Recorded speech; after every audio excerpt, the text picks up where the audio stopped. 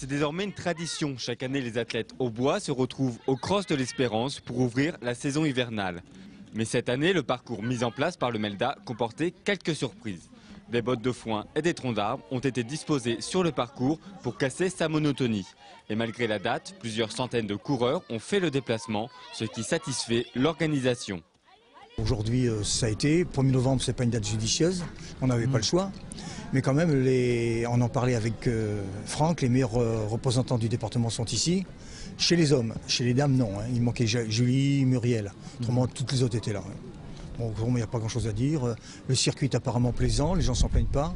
C'est un début de saison. Bon, il faut espérer que dans les jeunes pousses, qui sont nombreuses, on aura de futurs champions. Pourquoi pas, il faut les garder, il faut les fidéliser. Chez les femmes, c'est Cathy Frischer qui s'est facilement imposée, faute de concurrence. Même chose chez les hommes, Franck Parise a dominé la course tout au long des 7 tours, soit 8 km.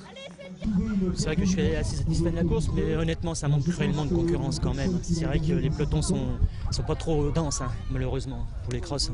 À la fin du premier tour, j'ai décidé d'imprimer un rythme plus élevé, de faire la différence, puis après, j'irai pas tranquillement, mais sereinement les 2 derniers tours. Bonne sensation, bonne sensation. Il y a eu un départ très lent, et puis Franck est parti tout seul devant, donc je savais les possibilités de Franck. Donc moi, je suis resté en attente derrière, et avec le coureur de l'USAC, j'allais pas faire les efforts pour revenir sur mon collègue.